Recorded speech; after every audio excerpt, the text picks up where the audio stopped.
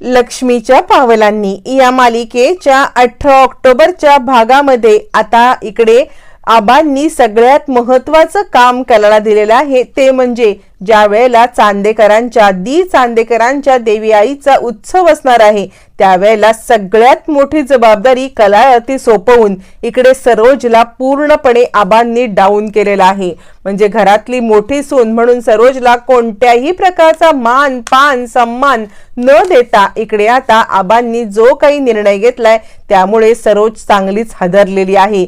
आणि इतकंच नाही तर या सगळ्यामध्ये आता मात्र कलाने खूप मानाचं स्थान पटकावलं। 18 ऑक्टोबरच्या भागामध्ये कला आता इकडे सरोजच्या रूम मध्ये येते। कला ज्या वेळेला सरोजच्या रूम मध्ये येते सरोज म्हणते, हिम्मत कशी झाली ग तुझी इकडे येण्यासाठी? यावरती कला म्हणते, मी तुमच्यासाठी कॉफी घेऊन आलेली आहे। सरोज म्हणते, मला तुझ्याशी एक अवाक्षर बोलायचं नाही, आत्ताच्या आत्ता इथून चालती हो आणि निघून जा। माझ्या आसपास सुद्धा येण्याची किंवा माझ्या आसपास सुद्धा फिरकण्याची काही गरज नाहीये। यावरती कला म्हणते, हे बघा मी इकडे आसपास फिरकायला किंवा काहीही करायला आलेली नाहीये।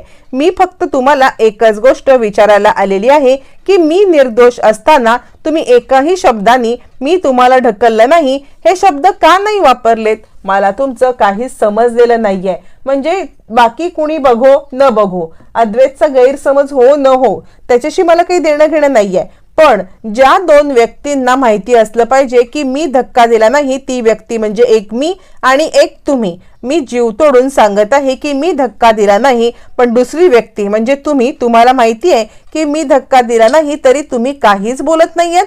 उलट या सगळ्यामध्ये तुम्ही गप्प बसताय। याच्यावरून मला एक गोष्ट कळालेली आहे की मला घराबाहेर काढण्यासाठी तुम्ही कोणत्याही थराला जाऊ शकता, त्यामुळे तुम्ही मला घराबाहेर काढण्यासाठी हे बोलत नाही आहात हे मला चांगलंच माहिती आहे।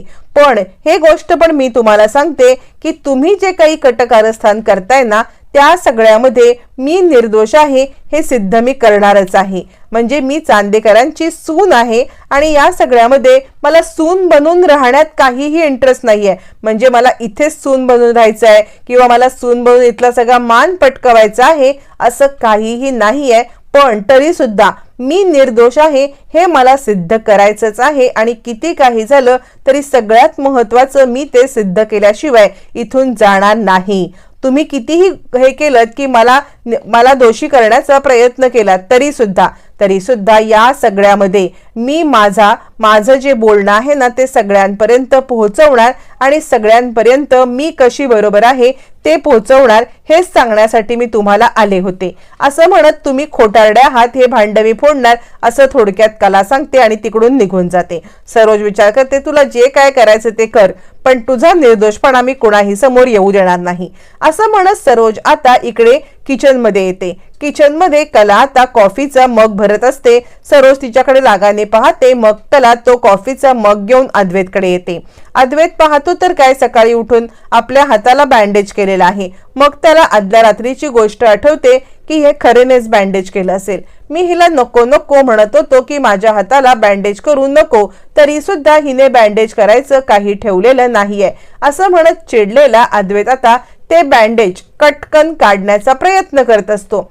त्यावरती कला तिकडे येते आणि हे बघ, मी जरी हे बँडेज केलेलं असलं ना तरी सुद्धा तू हे बँडेज काढू नकोस, त्यासाठी तुझ्या हाताला खूप त्रास होईल। म्हणजे हे बघ, तू वाटल्यास हवे तर माझं बँडेज काढल्यावरती तू माझं बँडेज काढ आणि या सगळ्यामध्ये तू स्वतःने बँडेज कर बरं, तरी सुद्धा मला चालेल। मला या सगळ्याचा काही प्रॉब्लेम नाहीये, तू स्वतः बँडेज कर, पण कर कारण तुझ्या हाताला सेप्टिक होईल। यावरती अद्वैत म्हणतो, या सगळ्यामध्ये तू मला शिकवायची, तू मला बोलायची कोणतीही गरज नाहीये, तू निघ बरं इथून। असं म्हणत अद्वैत आता कलाला तिकडून जायला सांगतो। कला म्हणते, हे बघ, हे फक्त माणुसकीच्या नात्याने मी करत आहे, याच्यामध्ये वेगळं काही नाहीये, तू या सगळ्याचा विचार कर। अद्वैत म्हणतो, मला तुझी माणुसकी पण नको आणि मला काही पण नको आहे, मला होणारा त्रास तुला दिसत नाहीये का? तू निघ इथून। असं म्हणत दोघ जण परत एकदा भांडायला लागतात। यावरती अद्वैत म्हणतो, मी तुला आधीच सांगतोय या सगळ्यामध्ये तुला दोन गोष्टी पाळायला लागतील। सगळ्यात महत्त्वाचं म्हणजे माझ्याशी आजपासून बोलायचं नाही, मी तुझ्याशी बोलणार नाही, तू माझ्याशी बोलायचं नाही। दुसरी गोष्ट म्हणजे चांदेकरांच्या देवी आईच्या उत्सवामध्ये तू कोणताही सहभाग घ्यायचा नाही. चांदेकरांच्या देवी आईच्या उत्सवात तुझा कोणता संबंध नाही आणि तुझा माझ्याशी सुद्धा कोणता संबंध नाही. यावरती कला म्हणते, असं काय करतोस? आपल्या देवी आईच्या उत्सवामध्ये कोल्हापुरामधली प्रत्येक लोक येतील आणि त्यांच्या समोर. यावरती अद्वैत म्हणतो, आपला नाही, आमचा. आपला देवी आईचा उत्सव नाहीये हा हा आमचा देवी आईचा उत्सव आहे आणि आमचा देवी आईचा उत्सव कशा पद्धतीने करायचा हे आम्ही आमचं बघून घेऊ. त्यात तू पडण्याची किंवा तू मला चार शब्द सुनावायची काहीही गरज नाहीये. जे आमचं आहे ते आम्ही बघून घेऊ. तू या सगळ्यापासून लांब राहायचं आहेस. यावरती कला म्हणते, ठीक आहे, तुझी तशीच इच्छा आहे ना की देवी आईच्या उत्सवापासून मी लांब राहावं, तर मी देवी आईच्या उत्सवापासून लांब राहायला तयार आहे. असं म्हणत कला अद्वैतच्या दोन्ही अटी मान्य करते आणि अद्वैत या अटी बोलून आपल्याच पायावरती खूप मोठा धोंडा पाडून घेत असतो. याची अद्वैतला सुद्धा कल्पना नसते. तोपर्यंत इकडे राहुल आणि नैनाच्या रूम मध्ये एक वेगळाच प्रकार घडतो. ज्या वेळेला राहुल रूम मध्ये येतो त्यावेळेला नैनाने खूप सारी ब्रँडेड मेकअपचे प्रॉडक्ट शॉपिंग करून आणलेले असतात आणि ते सगळे शॉपिंगचे प्रॉडक्ट आता बेडवरती असताना तिकडे राहुल येतो आणि नैना, हे इतके महागडे ब्रँडेड प्रॉडक्ट आणि किती वेळा तू हे मागवतेस आणि इतके पैसे तुझ्याकडून येतात तरी कुठून? यावरती नैना म्हणते, ती गोष्ट तुला माहिती असली पाहिजे. हे पैसा माझ्याकडून कुठून आलाय? तुझ्या नाही माहिती तर कुणाला माहिती? यावरती चिडलेला राहुल म्हणतो, अच्छा, म्हणजे माझे जे पैसे होते त्यातले 1 लाख रुपये लंपास केलेस त्याचंच आहे ना हे सगळं? यावरती नैना म्हणते, हो तर, अरे मी तुझी बायको आहे ना. यावरती आता इकडे राहुल म्हणतो, निर्लज्ज मुली, तुला लाज नाही का वाटत? ती लांड्याला बाड्या करून सगळे माझ्याकडून हे पैसे उकळलेस आणि मलाच शिकवतेस का? यावरती नैना सांगायला लागते, तू कुठे मोठे सच्चाईने पैसे कमवायला गेला होतास? जे मला सांगतोयस लांड्या लबाड्या केल्या म्हणून, तू तरी काय केलेलं आहेस रे? तू सुद्धा चांदेकरांच्या पेढीवरती फसवून पैसे घेतलेस. चोराला फसवणं म्हणजे काही चोर नसतं, कळतंय ना तुला? आणि या सगळ्यामध्ये मी तुला जे सांगते ते ऐक. आपण दोघं जण नवरा बायको आहोत. आपण दोघं जण या सिच्युएशन मध्ये जर भांडत बसलो ना तर आपल्या दोघांचे प्रॉब्लेम सॉल्व्ह होणार नाहीत. या सगळ्यामध्ये आपल्या दोघांना जर का पैसे हवे असतील तर माझ्याकडे एक उपाय आहे आणि त्यामध्ये मला तुझी साथ लागेल. तू जर का मला साथ दिलीस तर या सगळ्यामध्ये आपल्या दोघांनाही वारेमाप जितके खर्च करायला पैसे हवेत ना तितके मिळतील. तुला तुझं आयुष्य छान जगता येईल, मला माझं आयुष्य छान जगता येईल. त्यासाठी मी जे सांगते ते कर. राहुल म्हणतो, राहू दे, तुझं डोकं तुझ्याकडेच राहू दे.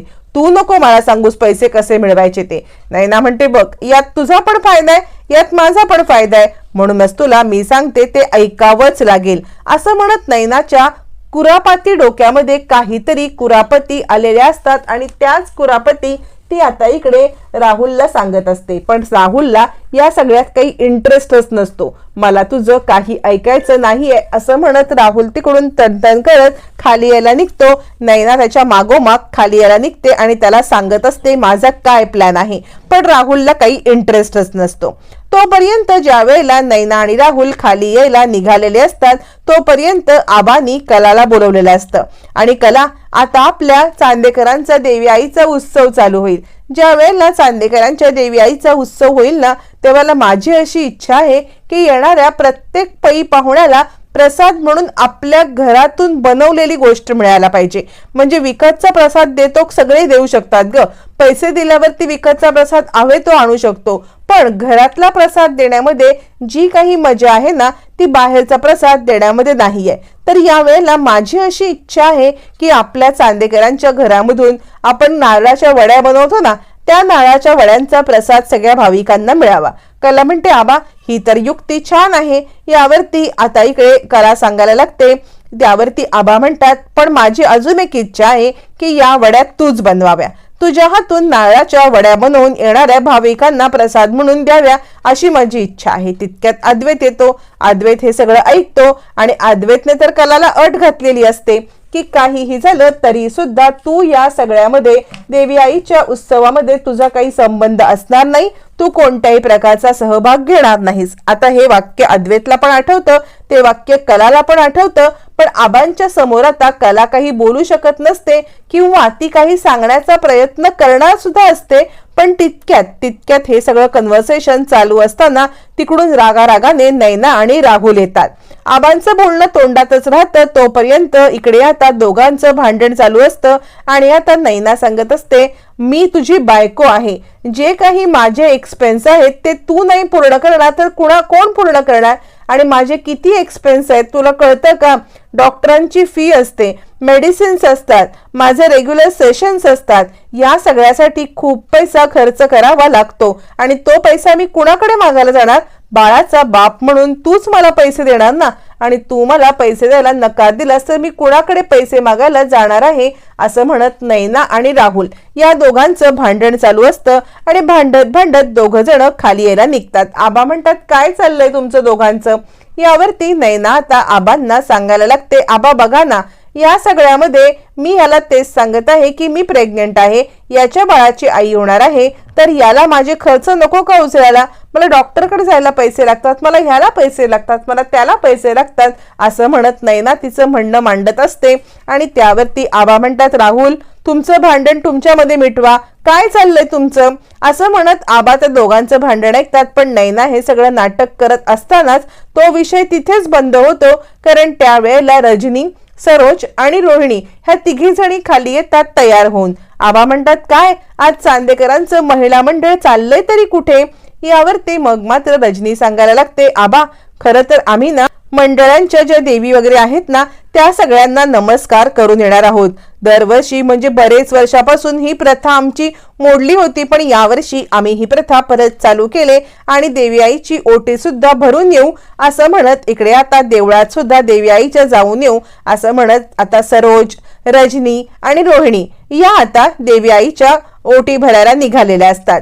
आणि त्याच वेळेला येता मंडळातल्या देव्या सुद्धा बघून येऊ, असं म्हणत तिघी जणी बाहेर पडतात. त्यावेळेला रोहिणी म्हणते, नैना चल तू पण चल आमच्या सोबत, असं म्हणत नैनाला सोबत घेऊन जातात. पण आता कलाला कोणीच म्हणत नाही चल म्हणून, कारण कलाला जर म्हणजे कोण कलाला म्हणणार तर रजनी फक्त कलाला चल म्हणू शकते, पण रजनी कलाला चल म्हटली तर सरोजला आवडणार नाही, हे रजनीला माहिती असल्यामुळे रजनी काही कलाला बोलत नाही आणि इकडे रोहिणी नैनाला घेऊन निघते. त्यामुळे कला बिचारी एकटीच उदास तिकडे उभी असते. मग ह्या सगळ्या जणी चांदेकरांच्या घरातल्या लेकी सुना मंदिरामध्ये जात असताना तिकडे आता मुद्दाम नैना मागे रेंगाळते आणि राहुल म्हणतो, काय चाललं होतं हे तुझं आतमध्ये? म्हणजे आतमध्ये काय सिद्ध करण्याचा तू प्रयत्न करत होतीस? काय सांगायचं होतं तुला आबांच्या समोर? यावरती नैना म्हणते, तेच तर सांगण्याचा मी प्रयत्न करतेय. अरे तुला पण पैसे पाहिजेत, पैसे मला पण पाहिजेत. ज्या वेळेला आपले खर्च पूर्ण होत नाहीयेत हे ज्या वेळेला सगळ्यांच्या समोर येईल ना त्याच वेळेला आपल्याला घरातून मदत मिळेल ना, मग तुझं पण काम होणार आहे, माझं पण काम होणार आहे. त्यामुळे तू माझ्या दृष्टीने विचार कर, मी जे सांगते ना तो विचार कर, त्या दृष्टीने तू वागायला लाग, तर आणि तरच तुला पैसे मिळतील. बक्कळ हवे तेवढे, मला बक्कळ हवे तेवढे मिळतील. पण त्यासाठी आपण दोघं भांडत बसून चालणार नाहीये. न भांडता आपण दोघांनी एकत्र येऊन या सगळ्यामध्ये चांदेकरांचा पैसा उकळायचा आहे. बोल, आहे का कबूल तुला? असं म्हणत ती आता राहुल समोर खूप मोठी ऑफर ठेवते. राहुल विचार करायला वेळ घेतो. तोपर्यंत इकडे आता अद्वैत कलाकडे येतो आणि तो म्हणतो, हे बघ मी तुला सांगितलं ना काय सांगायचं ते. आबा तोपर्यंत तिकडे कलाकडे येतात आणि म्हणतात, हे बघ कला, तू वाईट वाटून घेऊ नकोस, कारण कसं आहे ना, ह्या तिघी जणी आहेत ना कित्येक वर्षांनी आज बाहेर निघालेल्या आहेत. त्यांचं सुद्धा आता कित्येक वर्षांनी हा पुन्हा प्रथा चालू केले. चांगलंच आहे ना? कला म्हणते, हो चांगलंच आहे. मग आबा निघून गेल्यावरती आता इकडे अद्वैत कलाकडे येतो आणि एक गोष्ट लक्षात ठेव, मी तुला काय सांगितले ते आठवतंय ना तुला? तोपर्यंत आबा कलाला सांगतात, मी माझ्या मित्राकडे यशवंतकडे बाहेर जाऊन येतो. कला म्हणते, आबा तुम्ही जरा सावकाश जा. आबा म्हणतात, तू काळजी करू नको, अगं यशवंत इकडेच बाजूला राहतो. मग आता आबा यशवंतकडे जाण्यासाठी राहुलला आपल्या सोबत घेऊन जातात आणि जाता जाता अद्वैतला ते सांगतात, हे बघ अद्वैत, तू घरामध्ये थांब, इकडे देवी आई आहे ना स्थापन झालेली, मग एकटी कलाकारामध्ये काय करणार आहे? त्यामुळे तू सुद्धा घरातच थांब कलाच्या मदतीला. मग अद्वैत कलाच्या सोबत मदतीला थांबतो. आबा राहुलला घेऊन यशवंतकडे जातात. आता इकडे कला म्हणायला लागते, हे बघ आबा जरी तुला म्हणाले असले इकडे थांब, तरी तुला इकडे थांबण्याची काही गरज नाही, तू इकडून निघून गेलास तरी सुद्धा चालेल. यावरती अद्वैत तिला म्हणतो, एक गोष्ट लक्षात ठेव, या सगळ्यामध्ये आबांनी जरी तुला सांगितलेलं असेल आणि असं म्हणत अद्वैत गप्प बसतो. गप्प बसून अद्वैत आता कलाशी आपण बोलायचं नाहीये म्हणून तो चिठ्ठीच्या माध्यमातून कलासोबत बोलण्यासाठी तयार होतो. आणि त्यावेळेला अद्वैत तिला लिहून देतो. अद्वैत लिहून देतो आणि वाच असं तिला सांगतो. त्याच्यावरती लिहिलेलं असतं की आबांनी जरी तुला या सगळ्यामध्ये सांगितलं असलं की तू ह्या साखरेच्या म्हणजे खोबऱ्याच्या वड्या करशील तरी तू खोबऱ्याच्या वड्या करायच्या नाहीयेस, कारण या सगळ्यामध्ये मी तुझ्याकडून वचन घेतलेलं आहे की तू चांदेकरांच्या देवी आईच्या उत्सवामध्ये कोणत्याही प्रकारे सामील होणार नाहीयेस. असं अद्वैतने लिहून दिल्यावरती आता मात्र ह्याला बोलायचं नाहीये ना माझ्याशी. मग कला पण काय हट्टी असते, कला सुद्धा लिहून देते. कला म्हणते ठीक आहे, मी तुला वचन दिलंय ना की मी याच्यामधलं काहीही बनवणार नाहीये, म्हणजे मी तुला सांगितलं की मी सहभाग घेणार नाहीये, पण तू आबांना सांगायचं आहेस की या प्रसादाचं काय करायचं. आबांची इच्छा होती की खोबऱ्याच्या वड्या प्रसाद म्हणून द्याव्या, त्यानंतर याचं काय करायचं ते तू ठरव, मी वड्या करणार नाही. तुझी जर का इच्छा आहे की मी वड्या करू नये तर मी वड्या नक्कीच करणार नाही. अद्वैत म्हणतो ठीक आहे, हे सगळं असंच घडेल, तू वड्या करायच्या नाहीस आणि हे बघ एक तर हवे तर मी त्या वड्या करेन. असं म्हटल्यावरती आता मात्र कला विचार करते याला कशा वड्या करता येणार आहेत. अद्वैत म्हणतो तू मला शिकव, मी वड्या करेन. असं म्हटल्यावरती मग मात्र आता इकडे कला म्हणते हे बघ ज्या गोष्टी शिकवायला लागतात ना त्यासाठी बोलायला लागतं. जर मला तुला वड्या शिकवायच्या असतील तर आपल्याला बोलावं लागेल. अद्वैत म्हणतो त्याची काही गरज नाही, म्हणजे हे सगळं बोलणं चालू नसतं. एक कागद घेतलेला असतो, त्याच्यावरती अद्वैतला काय बोलायचं असतं ते तो लिहित असतो, कलाला काय बोलायचं असतं ते ती लिहित असते. दोघांचं हे असं कन्व्हर्सेशन चालू असतं. त्यावरती कला म्हणते ठीक आहे, मी तुला हातवारे करून आता कशा वड्या करायच्या ते सांगेन. अद्वैत म्हणतो ठीक आहे, फार काही माझ्याशी जवळीक करण्याचा प्रयत्न करू नकोस, या सगळ्यामध्ये कशा वड्या करायच्या तेवढं मला सांगितलंस की बाद झालं.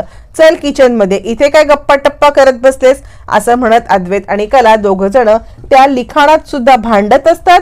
लिखाणात सुद्धा भांडता भांडता आता वड्या बनवण्यासाठी अद्वैत आणि कला किचन मध्ये यायला निघतात. ज्या वेळेला अद्वैत कला दोघ जण किचन मध्ये यायला निघतात त्यावेळेला कला आता त्याला कसं काय करायचं, सामान कसं घ्यायचं आणि काय करायचं हे सांगायला लागते, पण बोलायचं नसतं.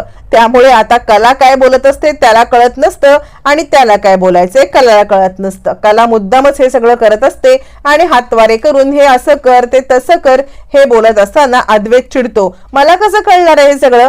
कला म्हणते मग ठरलंय ना आपलं की हातवारे करूनच आता सगळं सांगायचंय, मग हातवारे करूनच सांगणार.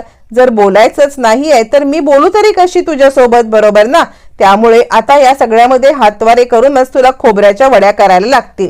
आता अद्वैत चिडतो आणि अंजू अंजू अशी मोठ्या मोठ्याने आवाज द्यायला लागतो, पण अंजू काही घरात नसते. त्यामुळे आता कलाच्याच हातून वड्या शिकण्याचं भाग्य आता अद्वैतला लाभलेलं असतं. मग कुठेतरी खोबरं खोलताना लागतं, कुठेतरी काहीतरी करताना लागतं. असं आता दोघं जण भांडत भांडत वड्या बनवत असतात. वड्या बनवताना काय करायचं हे सुद्धा कला आता एका वहीवरती लिहून देते. आता खोबरं खोवायचं, मग ते गरम करायला घ्यायचं, मग त्यात साखर टाकायची, ते कितीपर्यंत घट्ट करायचं, कसा पाक करायचा, हे सगळं कलाने आता एका कागदावरती लिहिलेलं असतं.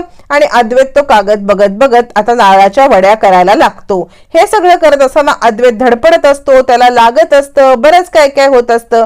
हे सगळं चालू असताना आता मात्र तिकडे घरामध्ये सगळी मंडळी, जी महिला मंडळ देवी आईची ओटी भरायला गेलेली असते, ते महिला मंडळ परत येतं. महिला मंडळ ज्या वेळेला परत येतं त्यावेळेला अद्वैत काय करत असतो तर अद्वैत इकडे नारळाच्या वड्या बनवत असतो. ऑलमोस्ट सगळ्या नारळाच्या वड्या बनवून झालेल्या असतात. आता वड्या पाडण्याचं काम चालू असतं आणि आता डायनिंग टेबलवरती घेऊन वड्या पाडण्यासाठी अद्वैत आणि कला ट्रे मध्ये सगळं ते सारण केलेलं पसरून वड्या पाडण्यासाठी येतात. तोपर्यंत आबा पण येतात. इकडे आता सरोज पण येते आणि त्यावेळेला आबा म्हणायला लागतात, वा वा, म्हणजे चांदेकरांच्या देवी आईच्या उत्सवामध्ये कलाच्या हातून वड्या वाटणार हा तर दुग्धशर्या योग आहे, पण याच्यामध्ये अद्वैत मदत करणार हे तर सोन्याहून पिवळं. यावरती सरोज चिडते आणि काय ग मुली, तू माझ्या मुलाला ही असली कामं करायला लावतेस का? अद्वैतनी ही असली कामं का करायची? काय गरज होती तुला अद्वैतला ही कामं सांगायची? असं म्हणत कलावरती आग पाखड करायला लागते. मग कला काय ऐकते का? कला सांगते, सरोज मॅडम मी नाही त्याला सांगितलं, आबांनी मला सांगितलं होतं की मी नारळाच्या वड्या करून देवी आईच्या उत्सवामध्ये द्याव्या, पण त्यावेळेला याला मान्य नव्हतं की मी देवी आईच्या उत्सवात नारळाच्या वड्या कराव्या, म्हणून यांनी माझ्यावरती हा हट्ट केला की याने मला सांगितलं की मी वड्या करेन, मला तू शिकव, आणि म्हणून मी शिकवल्या. मला काही गरज पडलेली नाहीये, मी वड्या करायला समर्थ होते, पण याला चालणार नव्हत्या मी वड्या केलेल्या, म्हणून तो वड्या करायला आला आणि मला मदत करायची रिक्वेस्ट केली, म्हणून मी मदत करते. मी तुमच्या मुलाला कोणत्याही प्रकारे कामाला नाही लावलंय, असं म्हणत आबांसमोर कलाने सगळ्याचा पर्दाफाश करत अद्वैतला रंगेहात पकडून दिलेला.